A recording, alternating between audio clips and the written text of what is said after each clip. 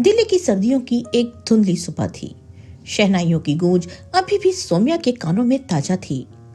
लाल भारी भरकम जोड़े में सजी, हाथों में लगी मेहंदी की गहरी महक और कलाइयों में खनकती चूड़ियों के साथ उसने अपने नए घर की दहलीज पर कदम रखा था। ये घर रोहित का था, उसका पति, जिससे उसकी शादी बड़ी धूमधाम से हुई थी।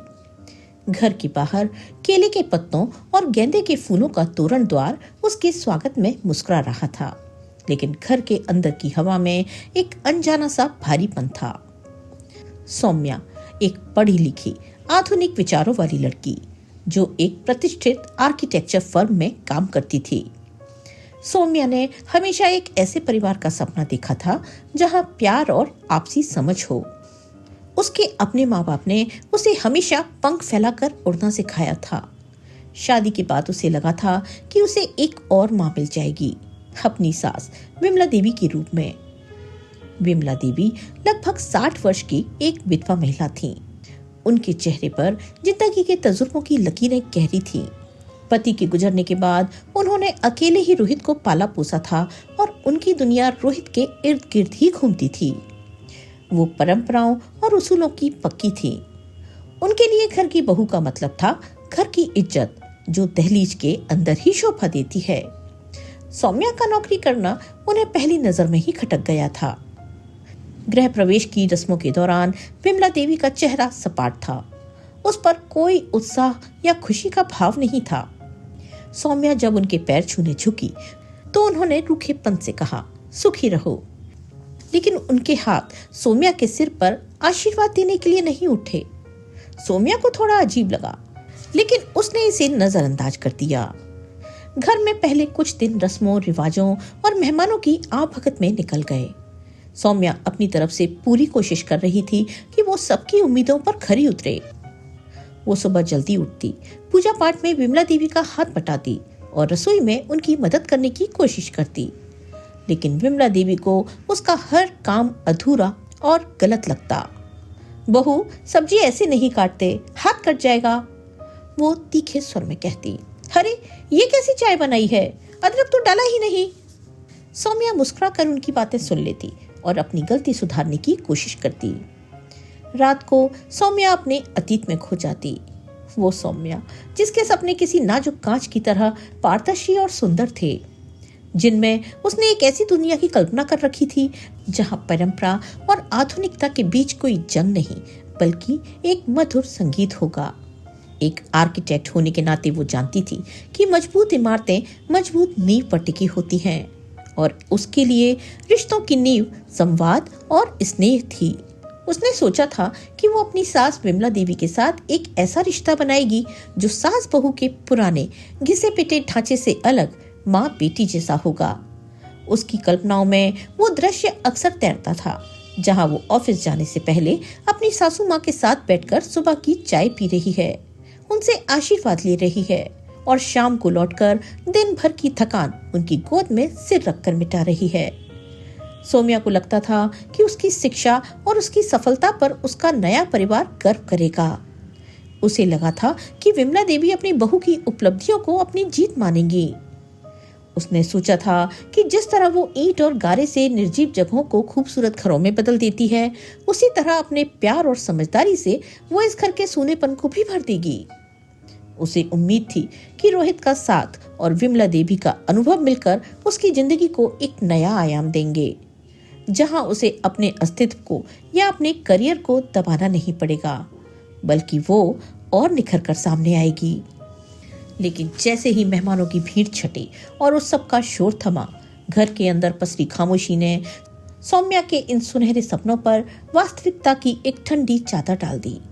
विमला देवी का व्यवहार किसी पहेली से कम नहीं था।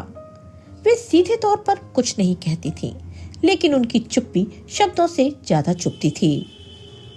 जब भी सौम्या अपने लैपटॉप पर काम करने बैठती या ऑफिस के किसी फोन कॉल पर बात करती, तो विमला देवी के चेहरे पर एक अजीब सी कठोरता आ जाती और घर में बर्तनों के पटकने की आवाजें तेज हो जाती।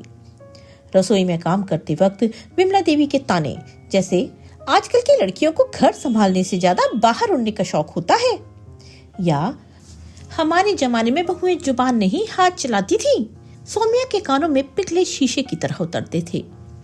सौम्या को धीरे धीरे यह एहसास होने लगा कि दिल्ली की सड़कों पर छाई वो घनी धुंध केवल मौसम का असर नहीं थी, बल्कि वो धुंध अब उसके घर की चार दीवारी के भीतर भी घुस आई थी, जिसने उसकी और उसकी सास के बीच एक अदृश्य मगर मजबूत दीवार खड़ी कर दी थी। जिस घर को वो प्यार से संवारना चाहती थी, वही घर अब उसे धीरे धीरे किसी पुराने और बंद किले की तरह अपने ही नियमों में कैद करने की कोशिश कर रहा था। रोहित अपनी माँ के स्वभाव से वाकिफ था। वो सौम्या को अकेले में समझाता, सौम्या, माँ दिल की बुरी नहीं है, बस थोड़ी पुराने ख्यालों की है। तुम देखना, धीरे धीरे सब ठीक हो जाएगा। वो तुम्हें बहुत प्यार करेंगी। सौम्या को रोहित के प्यार पर भरोसा था। वो सोचती थी कि समय के साथ वो अपनी सास का दिल जरूर जीत लेगी। शादी के एक हफ्ते बाद जब सौम्या ने वापस अपनी नौकरी पर जाने की बात की, तो घर में जैसे एक छोटा मोटा भूकंप आ गया। विमला देवी ने साफ कह दिया, हमारे घर की औरतें बाहर जाकर नौकरी नहीं करती, घर की देखभाल करना ही उनका सबसे बड़ा काम है। सौम्या ने बहुत नरमी से समझाने की कोशिश की, माँ जी, मेरा काम मेरे लिए बहुत जरूरी है। मैंने सालों मेहनत करके ये मुकाम हासिल किया है और मैं आपको यकीन दिलाती हूँ, मैं घर की जिम्मेदारियां उठाने में कोई कमी नहीं आने दूंगी। रोहित ने भी माँ को समझाने की कोशिश की, माँ, जमाना बदल गया है, सौम्या का काम अच्छा है और उसमें उसकी अपनी पहचान है, हमें उसका साथ देना चाहिए। लेकिन विमला देवी टस से मस नहीं हुई। पहचान घर से बनती है, दफ्तरों में नहीं। उन्होंने अपना फैसला सुना दिया। उस दिन घर में बहुत तनाव रहा। रात के खाने पर किसी ने एक शब्द नहीं बोला। सौम्या का मन भारी था। उसे लग रहा था जैसे उसके सपनों को घर की दहलीज पर ही रोक दिया गया हो।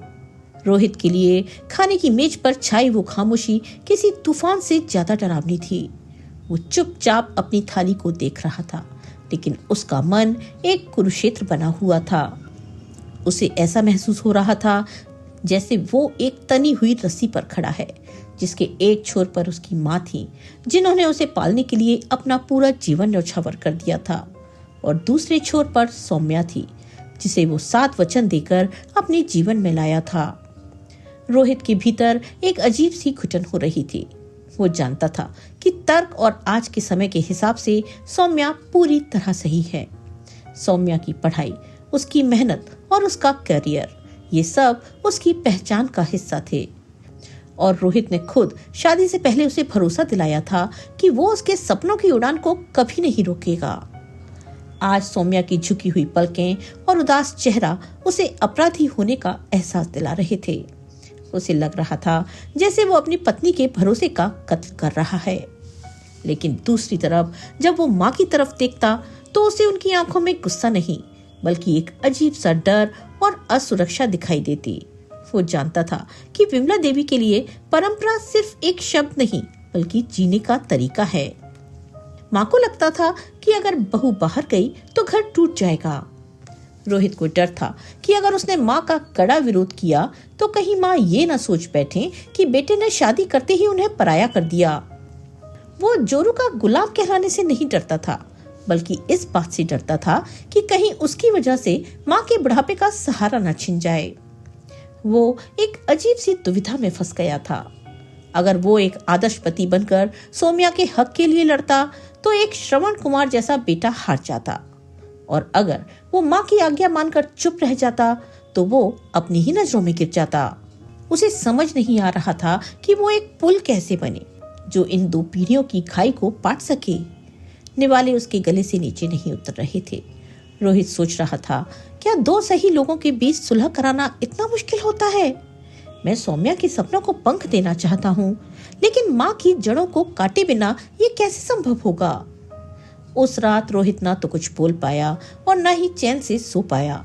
वो बस 2 पाटों के बीच पिसता रहा, आधा बेटा बनकर और आधा पति बनकर। अगले दिन रोहित ने माँ से फिर कहा, माँ, कुछ दिन के लिए सौम्या को ऑफिस जाने दो, उसका काम रुका हुआ है, फिर देखते हैं क्या करना है। प्लीज माँ, मेरी परेशानी भी तो समझो।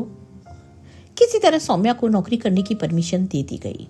वो भी इसलिए कि नौकरी छोड़ने से पहले 2 महीने का प्रायर नोटिस देना पड़ता है और उसे अपने पुराने प्रोजेक्ट्स भी खत्म करने थे। भावनाओं और जिम्मेदारियों के बोझ तले दबी सौम्या जैसे मुरझा सी गई थी। ऑफिस जाने से पहले घर का पूरा काम निपटाती और वापस आते ही फिर काम में जुट जाती। फिर भी वो खुश थी। कम से कम कुछ दिन तो वो अपने मन का काम कर पा रही है, वो काम जो उसे खुशी देता है। दिन गुजर रहे थे। इसी बीच विमला देवी की विधवा बहन मीरा मौसी का घर में आगमन हुआ। मीरा मौसी स्वभाव से तेज और बातों से जहरीली थीं। उन्हें दूसरों के घरों में आग लगाने में एक अजीब सी खुशी मिलती थी। उन्होंने आते ही घर के माहौल को भांप लिया और विमला देवी के कान भरने शुरू कर दिए। देखा विमला, उन्होंने फुसफुसाते हुए कहा, मैंने तो पहले ही कहा था कि नौकरी वाली लड़की मत ला। ये लड़कियां किसी की नहीं सुनती। देख लेना, ये तेरे बेटे को तुझसे छीन लेगी।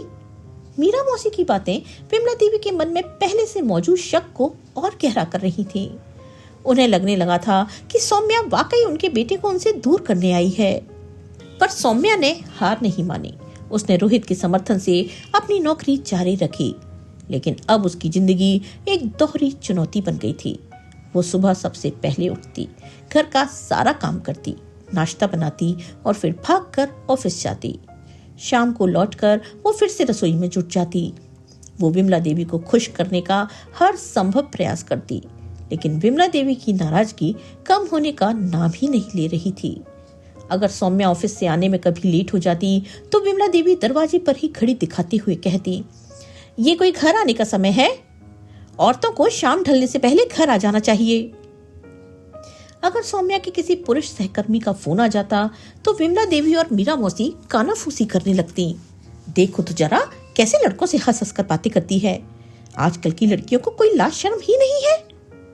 सौम्या को ये बातें चुभती थी, लेकिन वो चुप रहती थी। वो अपने और रोहित के रिश्ते में कोई कड़वाहट नहीं घोलना चाहती थी। लेकिन धीरे धीरे ये रोज रोज के ताने और उल्हाने उसके आत्मविश्वास को कमजोर कर रहे थे। जिस घर को उसने सपनों से सजाने की सोची थी, वो घर अब उसे एक पिंजरे जैसा लगने लगा था, जहां उसकी हर उड़ान पर कैंची चलाने की कोशिश की जा रही थी। समय बीतता गया, लेकिन सौम्या और विमला देवी के बीच की खाई भरने के बजाय और चौड़ी होती गई। सौम्या की हर कोशिश नाकाम हो रही थी। वो जितना अपनी सास के करीब जाने की कोशिश करती, विमला देवी उसे उतना ही दूर धकेल देती। मीरा मौसी इस आग में घी डालने का काम बखूबी कर रही थी। एक दिन सौम्या के लिए ऑफिस से एक बड़ी खुशखबरी आई। उसे एक बहुत बड़े प्रोजेक्ट का हेड बनाया गया था, जिसके लिए उसे 2 हफ्तों के लिए मुंबई जाना था। ये उसके कैरियर के लिए एक बहुत बड़ा मौका था। वो खुशी खुशी घर आई और ये खबर सबको सुनाई। रोहित तो बहुत खुश हुआ, लेकिन विमला देवी का मुंह उतर गया। मुंबई अकेली? उन्होंने ऐसे कहा जैसे सौम्या ने कोई अपराध करने की बात कहती हो। सौम्या ने उत्साह से कहा, हाँ माँ जी, कंपनी सब इंतजाम कर रही है। ये मेरे लिए बहुत बड़ा अवसर है। कोई अवसर नहीं है, विमला देवी ने कठोरता से कहा। बहू घर की इज्जत होती है, ऐसे अकेले शहर शहर नहीं घूमती। तुम कहीं नहीं जा रही हो। ये सुनकर सौम्या स्तब्ध रह गई।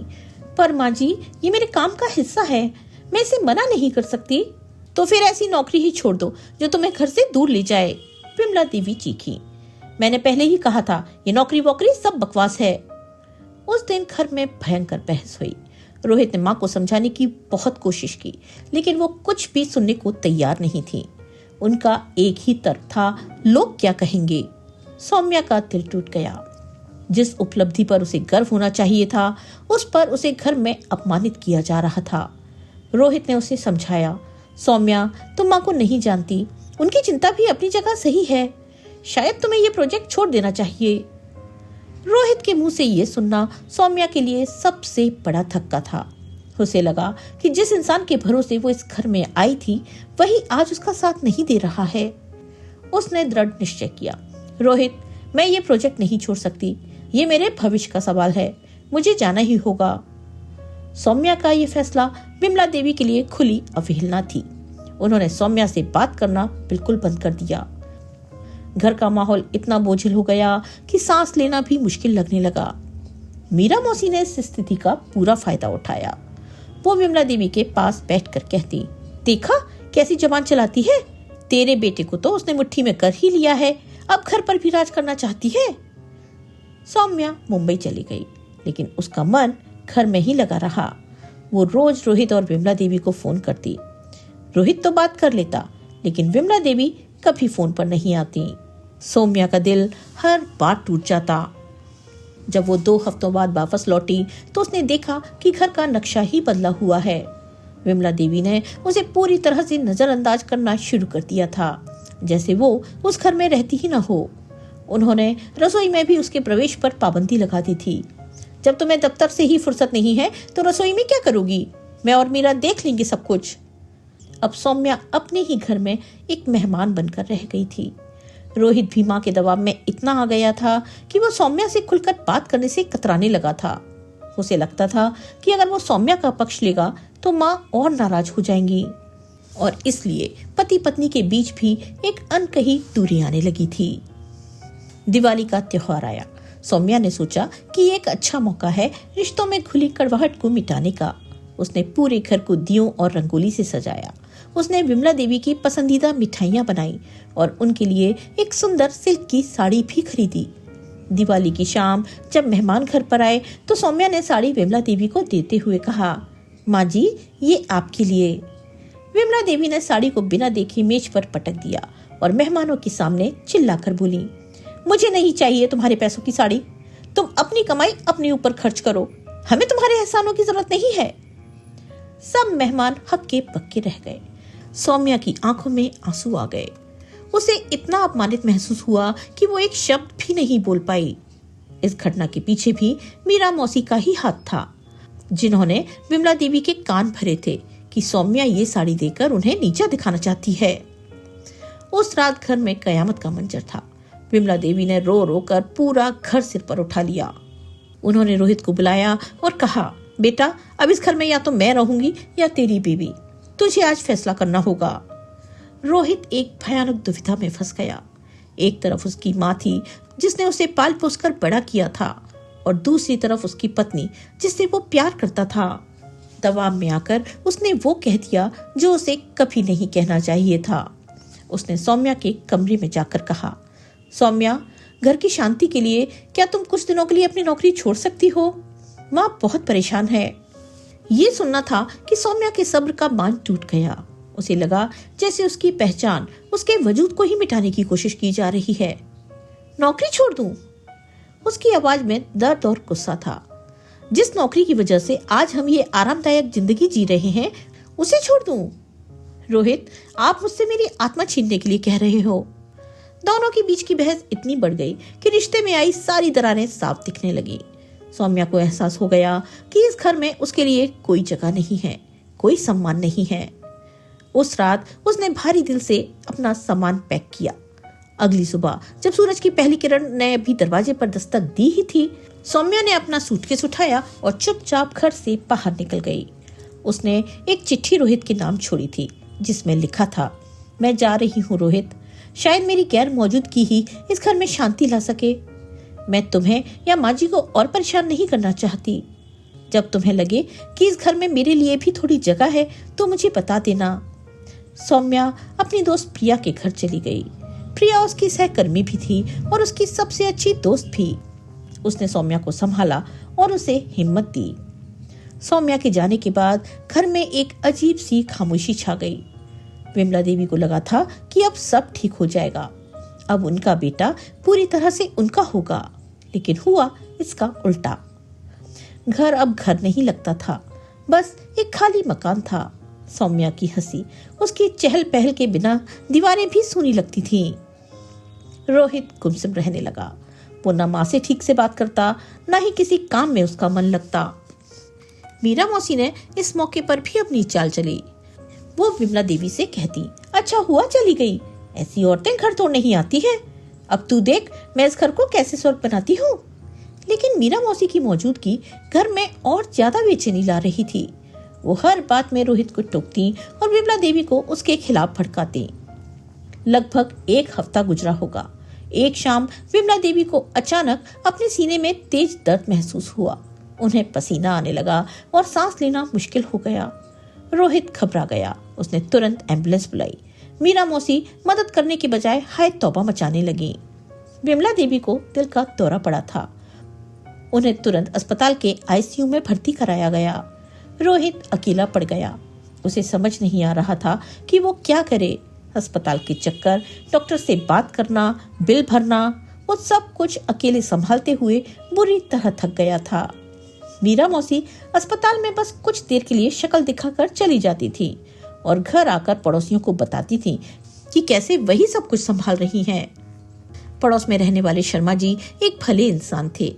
वो सौम्या को अपनी बेटी की तरह मानते थे और घर के हालात से अच्छी तरह से वाकिफ थे। उन्होंने प्रिया का नंबर ढूंढकर सौम्या को फोन किया और विमला देवी की हालत के बारे में बताया।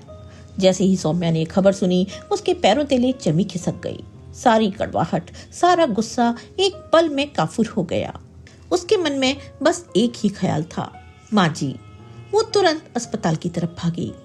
आईसीयू के बाहर रोहित को बिखरी हुई हालत में देखकर सौम्या का दिल भर आया।